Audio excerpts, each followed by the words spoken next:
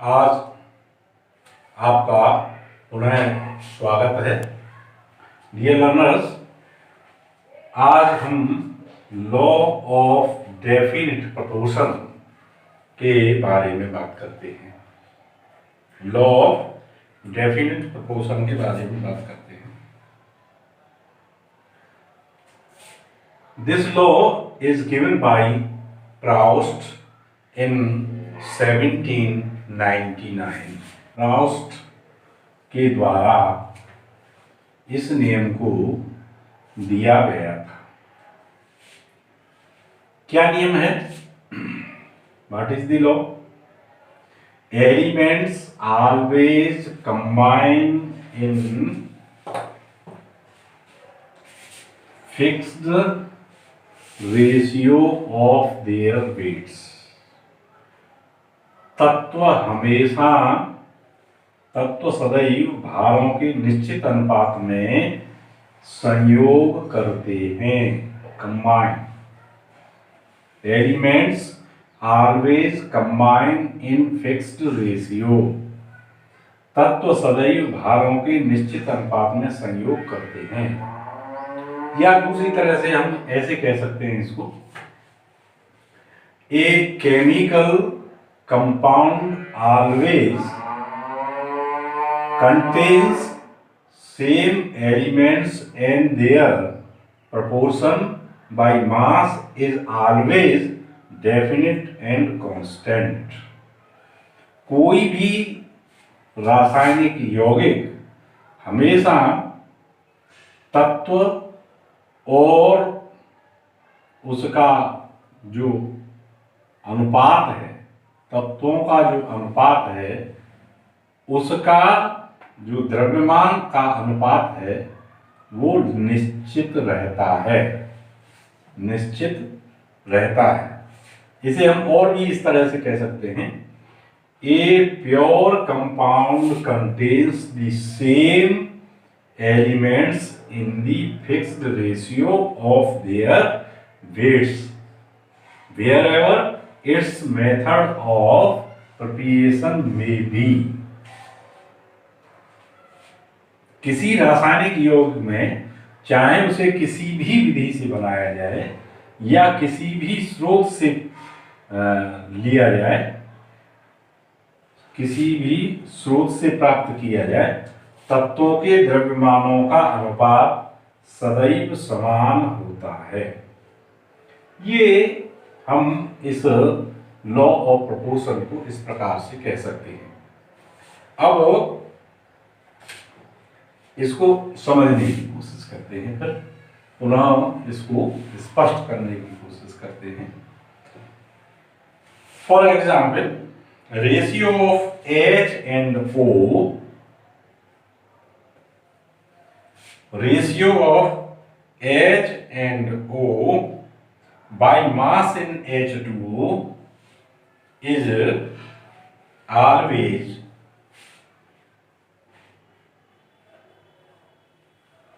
one upon 8, irrespective of source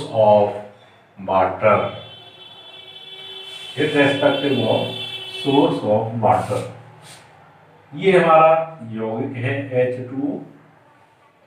इस H2O में hydrogen और ऑक्सीजन है। हाइड्रोजन और ऑक्सीजन का अनुपात हमेशा 1:8 होता है। कैसे होता है ये देखिए, यहां पर हाइड्रोजन बाई मास द्रव्यमान के रूप में 2 ऑक्सीजन 16, या इसको सरलीकृत करते हैं तो 1:8। इसलिए इसे हम कभी कभार हिंदी में सरल अनुपात का नियम भी कह देते हैं, या इसको लॉ ऑफ डेफिनिट प्रोपोर्शन कह देते हैं, लॉ ऑफ कांस्टेंट प्रोपोर्शन कह देते हैं, स्थिर अनुपात का नियम कह देते हैं। तो 1:8 हो गया। अब आपकी बात समझ में आई हो। अब कहते हैं irrespective of the source of H2। अब चाहे H2O आपने पहाड़ों से, बर्फ से बनाया हो। बट एक बात ध्यान रखनी है आपको कि ये प्योर कंपाउंड, H2O हमेशा प्योर होगा, ये बात ध्यान रखने की है। तो प्योर कंपाउंड हो तो उसके सोर्स पर वो नहीं जाता कि आपने उससे कहां से स्रोत, किसी भी स्रोत से प्राप्त किया हो, तो स्रोत इसमें मायने नहीं रखता। कहीं से भी आप H2O लें, और नहीं बनाने की विधि किसी भी विधि से बनाया गया। एक और उदाहरण हम ले रहे हैं इस तरह का, और आपको स्पष्ट हो जाएगा। CO2 may be combined by burning of the carbon, carbon को जला दिया जाए तो CO2 बनती है। So first by burning of the carbon, heating of the CaCO3 की हीटिंग के द्वारा हमको CaO प्लस CO2 प्राप्त होता है। तो आइदर बाय दिस मेथड और बाय दिस मेथड हम CO2 प्राप्त करते हैं, और by action of dilute HCl on marble, या हम मार्बल पर CaCO3 plus HCl, action of HCl on marble gives you the CO2 plus CaCl2. Here also we get the CO2. So there is different type of the source of preparation of carbon dioxide.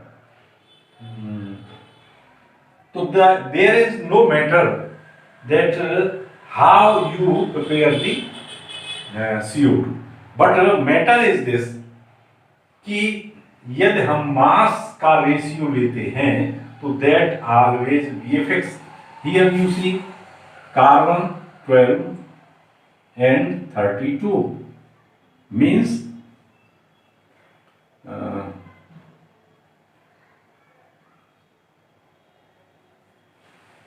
3 is raised to 8, 3:8, यहां भी 3:8, यहां भी 3:8, means the ratio is fixed.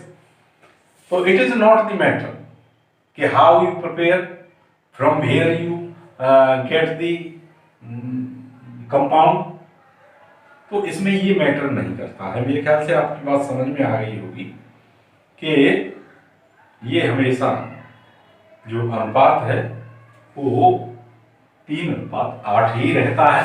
इसमें अब चाहे स्रोत आपका समुद्र हो,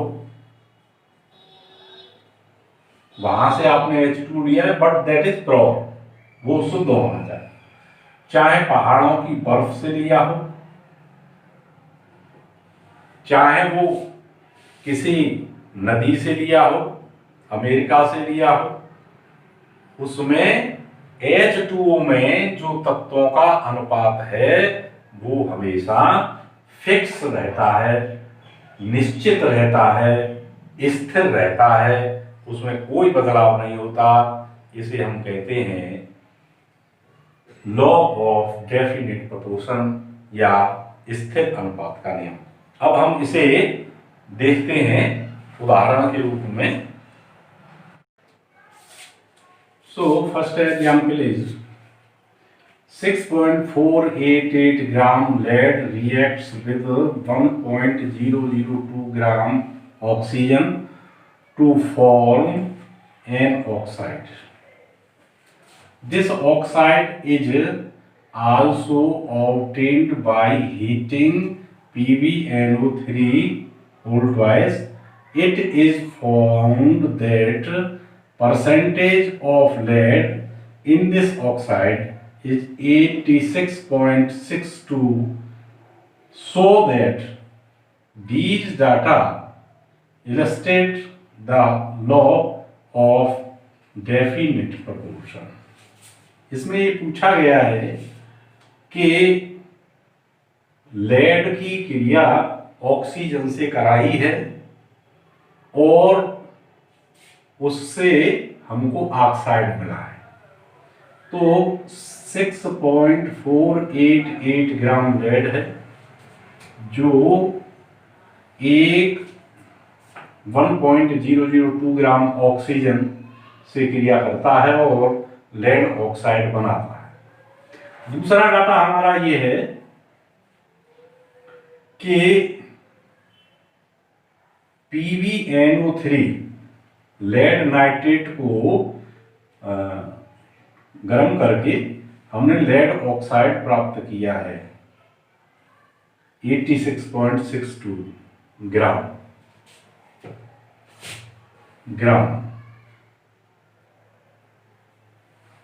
सो दैट दीज डाटा, अब ये दो डाटा है हमारे पास।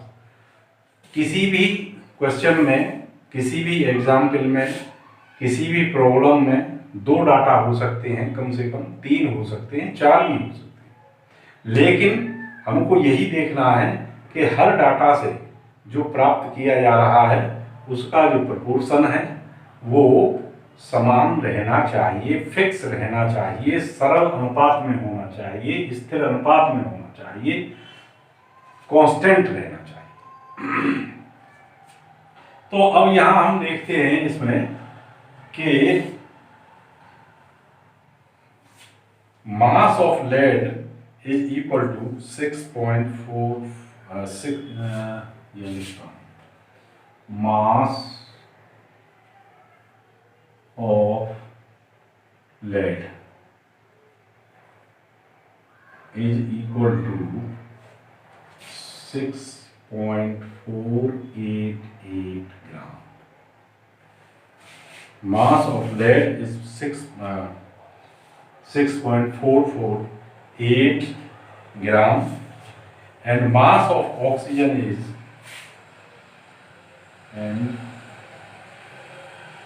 mass of O2 is equal to 1.002 gram. Therefore, the ratio of lead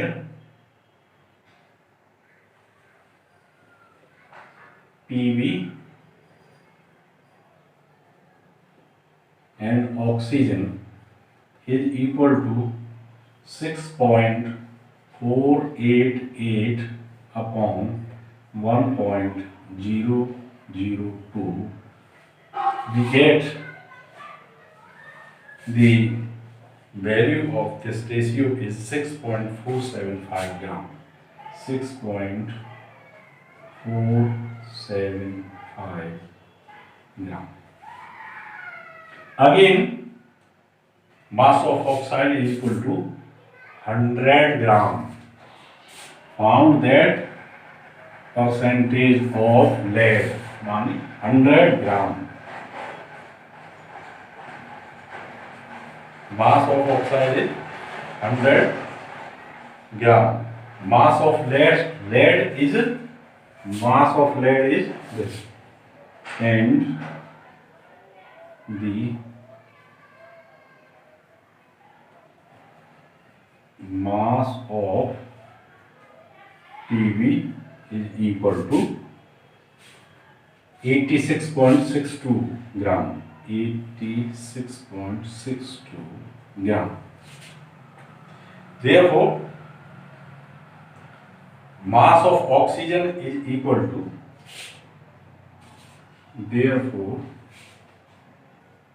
mass of oxygen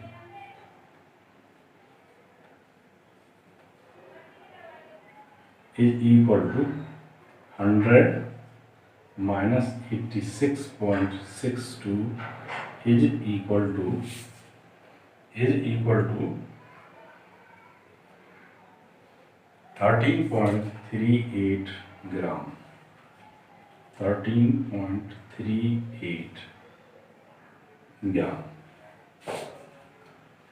So again we take the ratio of the PV and O.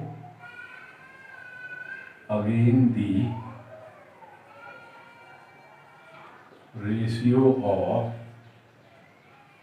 PV and O is equal to 86.6.8 बटे 13.38 is equal to 6.475 gram. That is the 6.47. That is fixed. So the value of the ratio is fixed. This and this is equal. So we can say this is the constant ratio.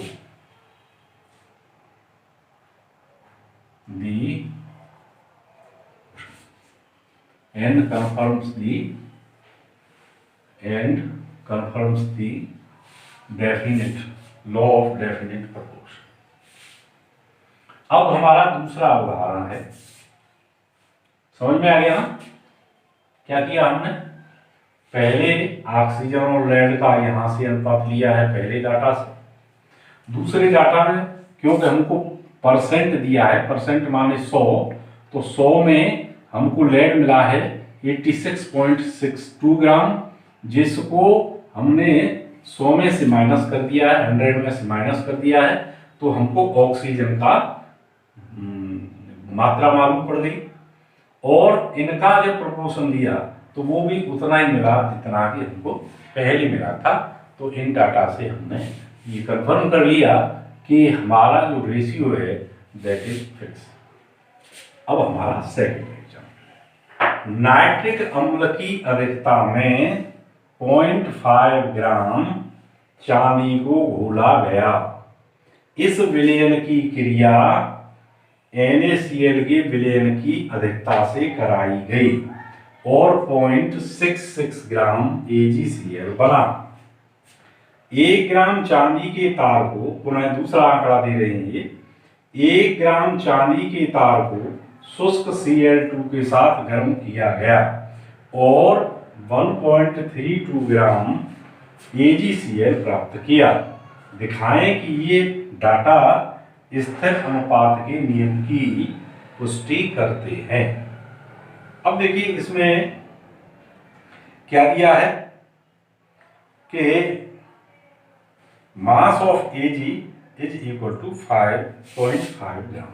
Here mass of Ag, mass of, या यूं लिखेंगे चांदी का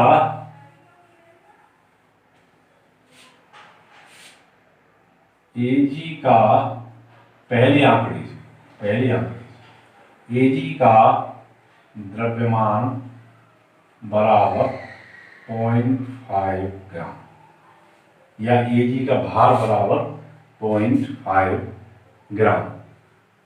ठीक है, यहां से हमको मिल गया। अब AgCl, क्योंकि Ag को जब नाइट्रिक एसिड में घोला गया तो सिल्वर नाइट्रेट बना और सिल्वर नाइट्रेट की जब NaCl से क्रिया हुई तो AgCl बना, माने Ag plus HNO3 change in AgNO3 plus H2O। तो ये AgNO3 बना, AgNO3 again plus NaCl change in AgCl plus NaNO3. So this AgCl get by this reaction. तो AgCl का जो भार है जो द्रव्यमान है वो हमको दिया गया है, और वो कितना मिला है हमको? AgCl का द्रव्यमान 0.66 ग्राम। देखिए ये चांदी का द्रव्यमान दिया है, ये AgCl का द्रव्यमान दिया है 0.66 ग्राम। अब पुनः हमको इसमें 6 ग्राम, अब पुनः हमको इसमें ऑक्सीजन चाहिए, क्लोरीन चाहिए। सो द रेशियो और the mass of chlorine is mass of chlorine या क्लोरीन का द्रव्यमान is equal to 0.66 gram minus 0.5 gram is equal to, ये हम क्लोरीन का द्रव्यमान प्राप्त हो जाएगा इससे। तो ये हमको मिला 0.16 ग्राम, ये मिला हमको 0.16 ग्राम। देयरफॉर अब हमको पुनः वही करना है कि क्लोरीन और चांदी का हमको अनुपात लेना है, क्लोरीन और चांदी का हमको अनुपात लेना है। तो क्लोरीन और चांदी का अनुपात लिया है यहाँ पर, तो चांदी हमारी 0.5 ग्राम है, यहाँ लिखें Ag अनुपात Cl is equal to 0.66.16 equal to, ये हमारा पहले आंकड़े से आ जा रहा है अनुपात। तो ये अनुपात हमको मिला 3.125 ग्राम, 3.125 ग्राम, या ग्राम ना लिखे तो भी कोई अंतर नहीं है क्योंकि ये अनुपात है। तो 3.125 मिला, ये हमारा पहले आंकड़े से हुआ। अब दूसरा जो इसने एक्सपेरिमेंट किया है कि 1 ग्राम चांदी के तार को शुष्क Cl2 के साथ गर्म किया गया। यहाँ क्या रिएक्शन हुई? यहाँ Ag plus Cl2 change in AgCl। तो यहाँ पर Ag की क्रिया Cl से हुई और AgCl हमको प्राप्त हुआ। तो इस AgCl कितना प्राप्त हो गई? 1 ग्राम चांदी के तार को शुष्क Cl2 के साथ गर्म किया गया और 1.32 ग्राम AgCl प्राप्त हुआ। मीन्स दूसरे आंकड़े में, अब आप देखते हैं दूसरे आंकड़े में, तो AgCl जो प्राप्त हुआ है उसकी मात्रा कितनी हुई है? 1.32 ग्राम, 1.32 ग्राम। अब यहां पर हमने क्या लिया है? 1 ग्राम चांदी ली है। तो अब हम इसमें यहां भी क्लोरीन निकाल लेते हैं। तो क्लोरीन की जो मात्रा है वो कितनी निकल करके आती है इस एक्सपेरिमेंट से? 1.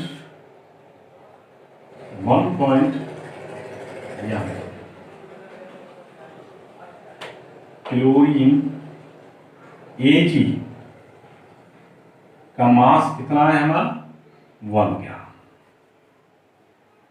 एंड Cl का मास कितना है?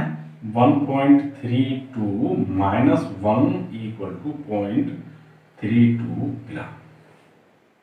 अब पुनः वही कि हम इससे फिर रेशियो लेते हैं। तो Ag और Cl is equal to Ag 1/0.32 equal to 3.125। So यहां ये अनुपात 3.125 और यहां भी अनुपात 3.125, ये दोनों आपस में क्योंकि ये बराबर हैं तो ये इस बात की पुष्टि करते हैं कि AgCl में Ag और Cl का अनुपात हमेशा फिक्स है, स्थिर है। और इस डाटा से स्थिर अनुपात की नियम की पुष्टि होती है। लेकिन इस नियम की कुछ लिमिटेशंस हैं, तो उस लिमिटेशंस को भी मैं बता दे रहा हूँ आपको। इसकी जो लिमिटेशन है, वो पहली लिमिटेशन ये आप समझ लीजिए कि ये नियम जब एप्लीकेबल नहीं होगा, जब लागू नहीं होगा, जब एक ही एलिमेंट के विभिन्न आइसोटोपों का प्रयोग किया जाएगा, तो ये नियम लागू नहीं होता है, वहां इस नियम में फर्क आ जाता है। और इसी प्रकार से दूसरी हमारी लिमिटेशन ये है कि एक एलिमेंट यदि विभिन्न प्रकार के दो यौगिक बनाता है तो वहां पर ये लागू नहीं होगा। एक ही यौगिक में अनुपात देखना है, जैसे कार्बन डाइऑक्साइड और ऑक्सीजन, जैसे carbon dioxide CO2 and CO, carbon monoxide, carbon और ऑक्सीजन दोनों मिलकर के कार्बन डाइऑक्साइड और कार्बन मोनोऑक्साइड दोनों प्रकार की ऑक्साइड बनाती हैं। तो यदि हमको लेना है तो केवल कार्बन डाइऑक्साइड लें या कार्बन मोनोऑक्साइड लें, ऐसा नहीं है कि इन दोनों में हम कंपैरिजन करने लगे, तो ये हमारा नियम एप्लीकेबल नहीं होगा। अब जैसे मान लीजिए कार्बन 12 है और कार्बन 14 है, तो इन दोनों को एक साथ नहीं लेना है, या तो कार्बन 14 का ही यौगिक हो, कंपाउंड हो, या कार्बन 12 का ही कंपाउंड हो। तो ये दो लिमिटेशंस हैं जहाँ पर ये नियम लागू नहीं होता, बाद बाकी सब जगह लागू होता है।